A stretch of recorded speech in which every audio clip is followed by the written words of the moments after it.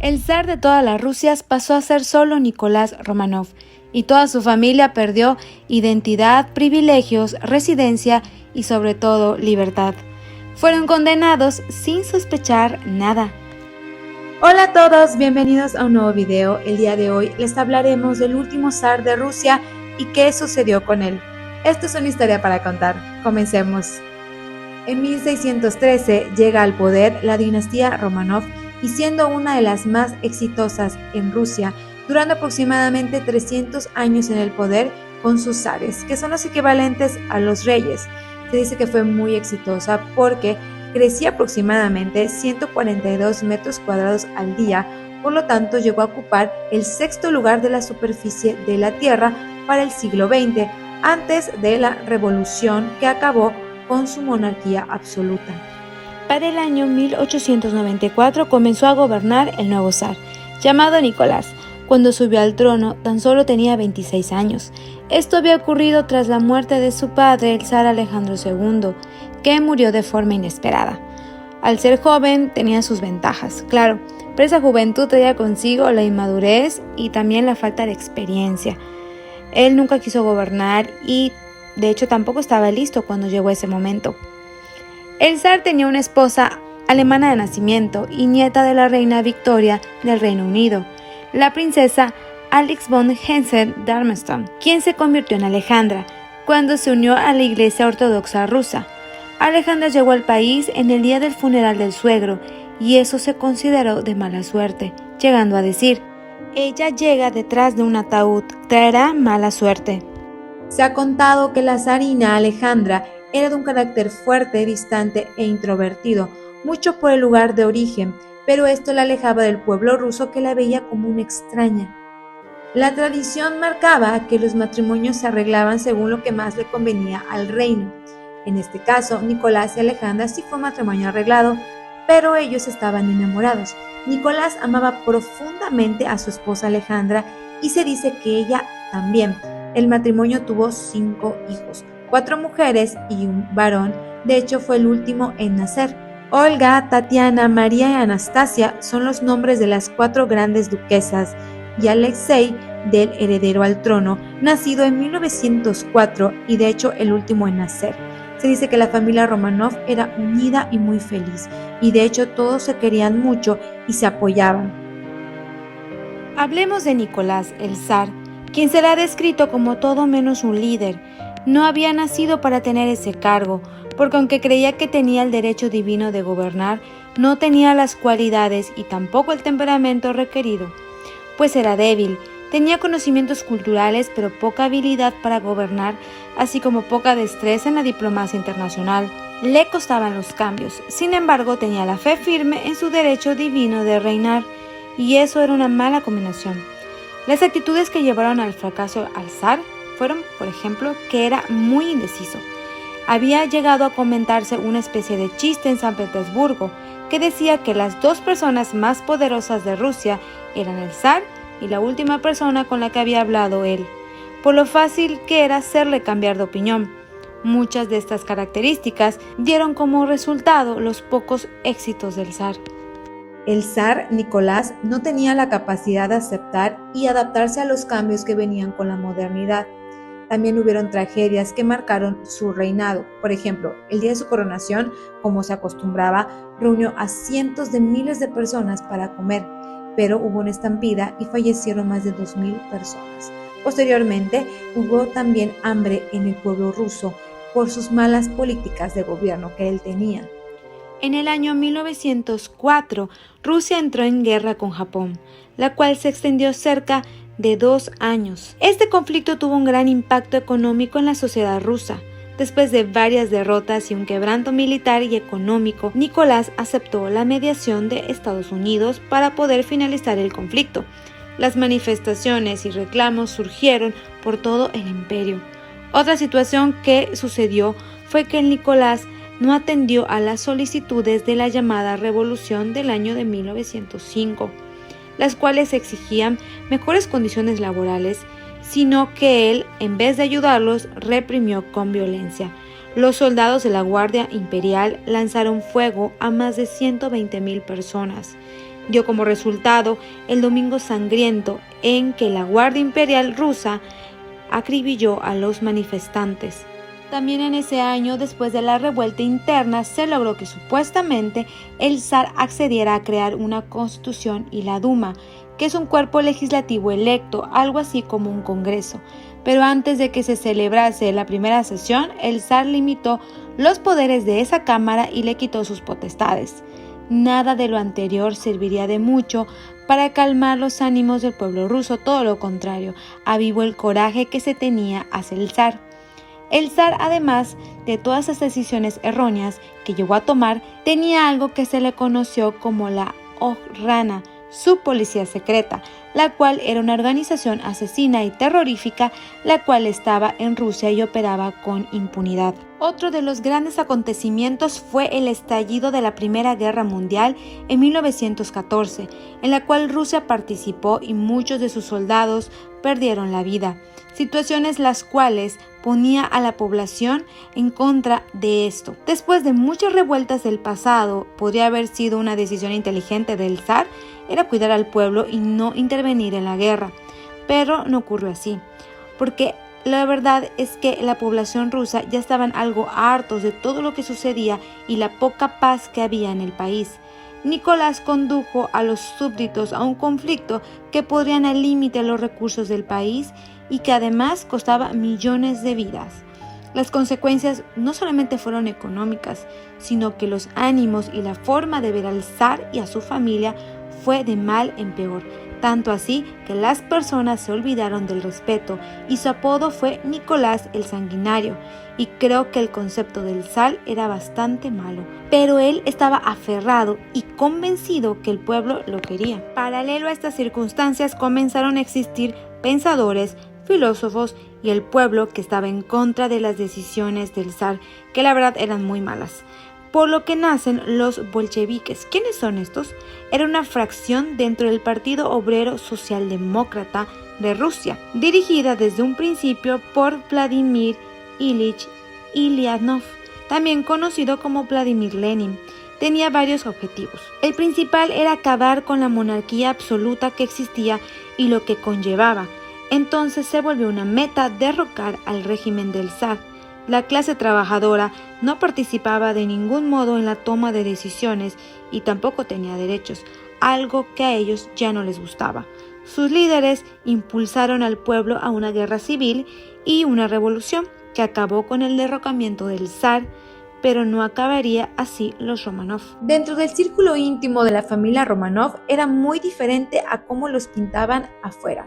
De hecho, era una familia muy normal.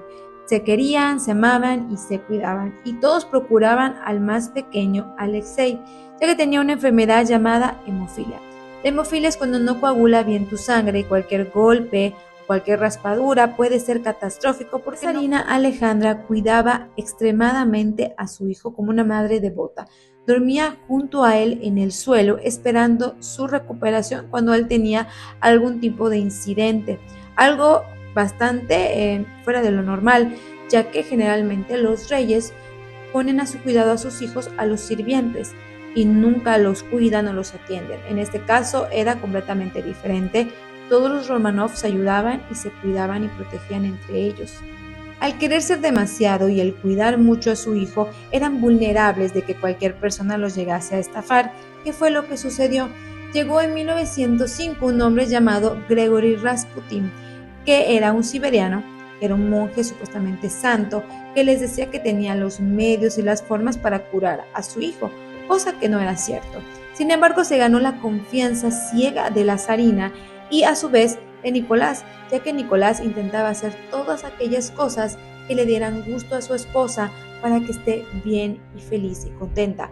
Además que tenía relación con su hijo, evidentemente quería que él esté bien. Según se dice, el místico advirtió a Nicolás y Alejandra de que la salud de su hijo estaba vinculada a la fortaleza de la dinastía. Rasputín vio en la zarina y en su hijo el motivo de permanecer en el palacio e influir en el reino. Sin embargo, al exterior del pueblo no les agradaba esta presencia cerca del zar y de la esposa, porque se le había relacionado con muchas mujeres. Entonces santo no era. Además que también existieron rumores de que la zarina había estado relacionada con él, pero esto era falso. Sin embargo, aumentó el coraje y el distanciamiento entre los zares y el pueblo ruso. Para el año 1915, el zar se fue del país por motivos de la guerra, dejando a la zarina atendiendo internamente el gobierno. Sin embargo, ella estaba influenciada en lo que le decía Rasputín. Por eso tomaron decisiones como nombrar ministros incompetentes, agregando derrotas en la guerra. Fue una mezcla para que el pueblo ruso se volviese en contra del zar y la familia. Pero el zar seguía sin ver que estas eran terribles decisiones. El deseo de mantener felices a su esposa y a sus hijos hizo que rechazara alejar a Rasputín de la familia. Revueltas públicas habían impactado al zar, pero llegó el año de 1917 y con ellos los bolcheviques, que no querían a los zares y a su familia. Un mes después, Nicolás II, emperador y autócrata de todas las Rusias, abdicó y se convirtió en solamente Nicolás Románov, renunciando a su trono, que hasta cierto punto para el antiguo zar fue un alivio. En la oposición comenzó la disputa qué debería suceder con la familia, por lo que una de las opciones fue el exilio a Inglaterra, pues tenían ahí familiares. Otros decían que deberían de ser juzgados y otros más querían que desaparecieran para siempre porque representaban un riesgo para la nueva república. Al principio la familia quedó atrapada en el Palacio Alexander, cerca de San Petersburgo. Les tocó esperar las decisiones de los bolcheviques, pues ellos no decidían. En otro momento pensaron que era buena idea cambiar de residencia, pero al final la decisión fue llevarlos a Ekaterimburgo, un lugar antizarista y comunista, donde definitivamente no los querían. Después fueron llevados al este de los Urales. Ellos no creían que este lugar representaba un peligro, o por lo menos no lo aparentaban. Según las fuentes, el antiguo zar y la familia disfrutaban del aire libre, la vida rural que les ofrecía el lugar. Estaban relajados y contentos. También conservaron 39 sirvientes, así como muchas pertenencias, incluyendo álbumes de fotografías familiares encuadernados en cuero que tenían mucho cariño por ellos. En la casa que vivían se construyó una cerca muy alta de madera para que no vean el exterior. Los Románov tenían un jardín para hacer ejercicio, pero no estaban solos. La familia estaba vigilada por un hombre que les robaba, pero no era cruel con ellos. Y los demás guardias eran personas que trabajaban en fábricas y que fueron enviados ahí para vigilar a los Románov. Se ha dicho que 4 mujeres entraron a trabajar donde estaban encerrados los Románov y les dijeron que tenían prohibido hablar con ellos.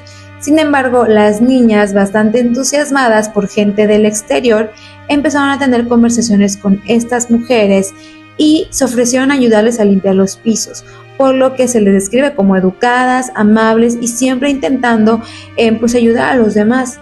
Eran unas niñas bastante tranquilas. Estas mujeres los describieron que, según el guardia, Yurovsky se interesó en la salud del niño, acercándose a él en más de una ocasión, interesándose por su salud. Claro, Nicolás llegó a pensar que este era su amigo, pero estaba muy lejos de la realidad. Aunque este hombre ya tenía su plan fatal en contra de los Románov, el 16 de julio envió un telegrama a Moscú que informaba a Lenin de la decisión de acabar con los prisioneros. A la 1:30 a.m. levantaron a la familia y a 3 sirvientes, con mentiras.